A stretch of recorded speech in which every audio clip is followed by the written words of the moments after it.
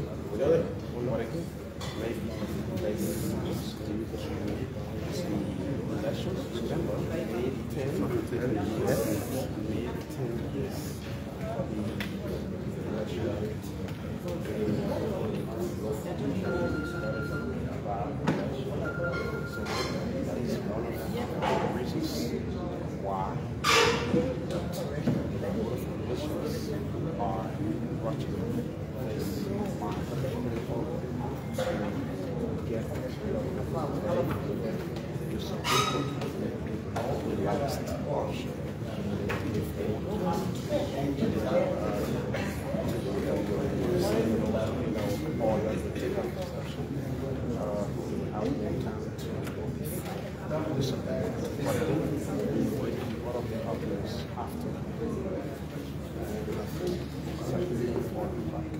like to thank you for your indulgence. We took a break to discuss and do a ruling in this case. So the board now says the clerk of elections will read the ruling on behalf of the Board of Commissioners.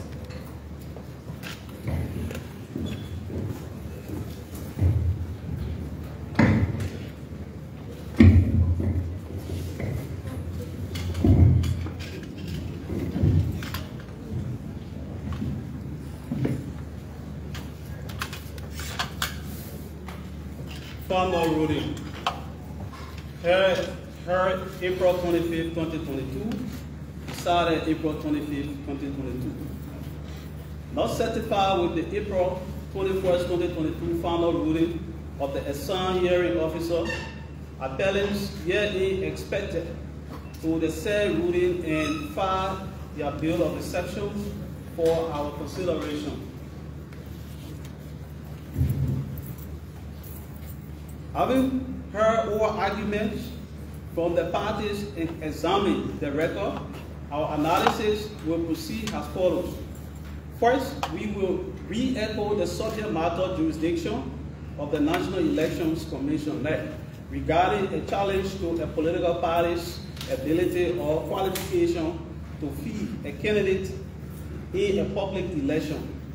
Second, we will address whether the hearing officer erred when he ruled that the CPP's notarized framework agreement filed with the NEC on July 14, 2020 remains valid until successfully challenged in keeping with due process of law. 1. Petitioner's subject matter argument. The Honorable Supreme Court has heard that it is from the advertisements of the complaint that the cause of action is determined. It is from the cause of action that the subject matter over which the court has jurisdiction. In order to render a valid judgment is in turn determined. In other words, jurisdiction is determined from the advertisements of the complaint. For reliance, C. Blambo versus Zulu et al. 30 LLR 586, February 10, 1983. In the Eastern case, the record shows that on March 24, 2022, collaborating political parties, CPP, through the Alternative National Congress and the Labour Party, filed a complaint with the National Elections Commission NEC, alleging, among others, that the All Liberian Party, ALP, and the Unity Party violated the CPP's framework agreement in that they did not comply with the procedures on how a party within the CPP may withdraw from the CPP. And that assuming that the ALP and the UP did withdraw, the CPP was invoking 8.52 of the CPP's framework agreement, which prohibits a former member party from feeding candidates in a public election up to 6 months after the 2023 general elections. In response, the defense or appellant, in addition to their constitutional arguments, stated that they cannot be bound by the said CPP's framework agreement because they did not sign it, and that SIM is a product of fraud. Appellants further argue that the said allegation is punishable before the civil law court, triable by a jury. For its part, appellee CPP argued that the NEC has subject matter jurisdiction to pass on challenge to a political party's ability or qualification to fee a candidate in a public election. We note that Article 79 of the Liberian Constitution requires each registered political party to file its constitution and rules with the NEC, and requires that the submitted constitution and rules must conform to the provisions of the Liberian Constitution. Moreover, Section 8.5 of the Elections Law requires political parties seeking to form an alliance, coalition, to submit the terms and conditions of their governing document to the NEC. Accordingly, we agreed with the hearing officer that the framers of the Liberian Constitution and Elections Law did not require political parties to submit their governing documents to the NEC, simply as a mere formality. The Liberian Constitution, as well as the new elections law, each grants the NEC exclusive authority to conduct public elections. As the political regulatory body, the NEC is the forum of first instance when a challenge is made to the ability or qualification of a political party to fee a candidate in public election. With respect to appellant's argument that this matter should have been dismissed so that the allegation of fraud could be tried in the civil law court, we note that the Republic of Liberia Bar and True Co-Appellee, ALP, has a criminal case of forgery and conspiracy pending before it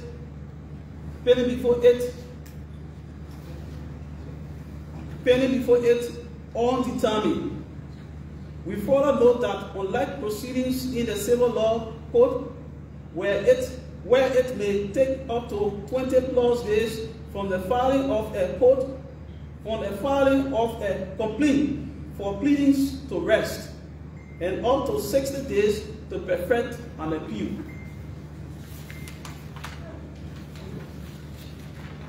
Perfect an appeal election matter, especially regarding a by-election, are time-bound and must be completed in a specified time frame. Where appellants did not cite any authority and we have not found any that designates another forum of first impression to hear a challenge to a political party's ability or qualification to fee a candidate in a pending public election. Accordingly, we hold that the hearing officer did not err. For further reliance, see also Article 65 of the Liberian Constitution states that nothing in this article shall prohibit administrative consideration of the justifiable matter prior to review by a court of competent jurisdiction. 2. The hearing officer citing the practice and procedures here at the NEC heard that a notarized political governing document is resumed, valid, and remains as such until successfully challenged in keeping with due process. We submit that mere allegation of fraud or impropriety is not sufficient for the NEC to act on an individual or party's claim of fraud.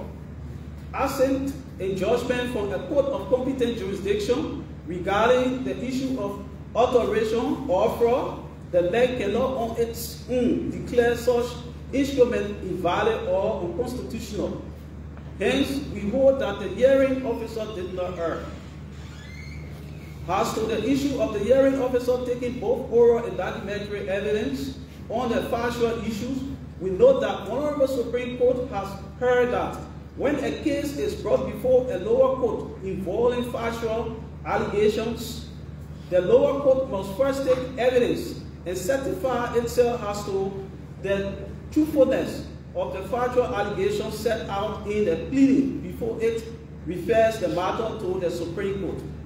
If indeed referral is appropriate for reliance in repetitions of courts, constitutionality of X selling X.7.1 36 LR 83 selling January 1990. See also Mappe Pausing versus RL Supreme Court Opinion 2nd March 2017. 4. As to the restriction the hearing officer placed in this matter, we do not understand such restriction as applying to the Board of Commissioners of the NEC. 5. After reviewing the records, we further say that there is no merit to any of the remaining issues raised in appellant's bill of exceptions. Accordingly, we affirm the hearing officer's disposition of those issues without further discussion. Wherefore, in view of the foregoing, appellant's appeal is hereby denied and dismissed. The hearing officer's ruling is hereby confirmed.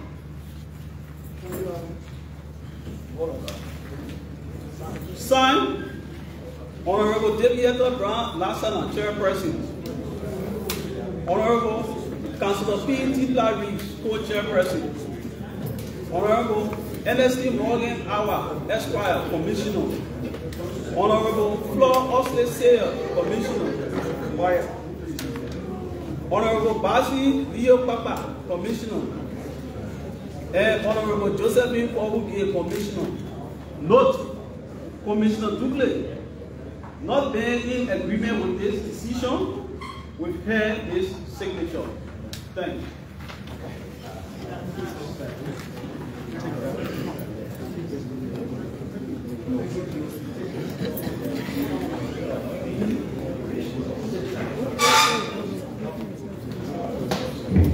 Which ruling of the Board of Commissioners, Counsel for Appellant Defendants accepts and hereby announces an appeal to the Honorable the Supreme Court of the Republic of Liberia, sitting in its March term, and respectfully submit. Exception noted. Appeal granted as a matter of law. Thank you.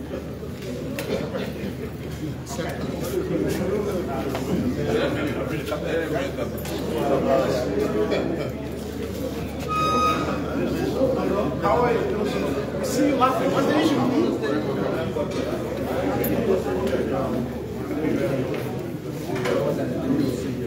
The council representing the UP and ALP don't seem surprised to the final ruling. It's as though they expected such, and there's nothing surprising to them. Council, you don't seem surprised. I'm not pleading with you. I told you I came up with this. Look at it like this.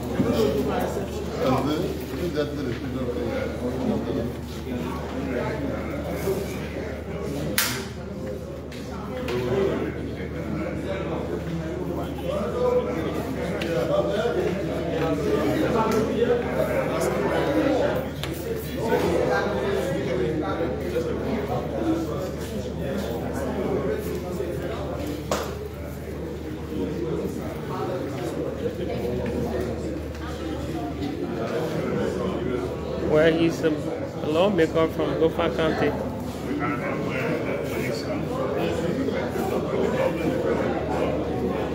So we know that they are hearing that behind what is continuing. But we still look up to the Supreme summary interpreter of the law of our land, that's the Supreme Court. So as you heard, our lawyers are taking exception to the ruling and the appeal to the Supreme Court, and now an appeal to the Supreme Court. You think the Supreme Court is independent of the allegations that the government has responded to the case, especially at NEC? You think the Supreme Court is independent of that allegation? We don't want to fear.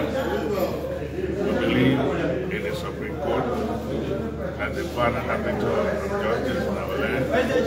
We look forward to them giving the judgment that will bring peace and tranquility to our country.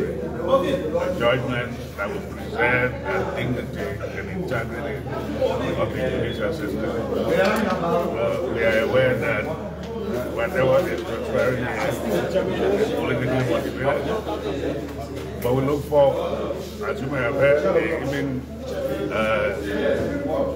the Dean of our law, the Honorable Minister of Justice, has given an advisory opinion on this matter. But what's the situation in Lofa currently, with such a news coming from here? So that? What's the situation in Lofa currently? Well, Lofa been waiting for this verdict. I wouldn't say exactly what the situation there could be, but I do know that the total dissatisfaction as far as Lofa is concerned. It's been. Are you think they're going to welcome this? Not at all. And I would not really tell you what the outcome could be. I'm sure they will also wait to hear the final judgment by the Supreme Court. Were you surprised by the ruling? No, I am not. You expected it? I expected it because it was orchestrated. Thank you.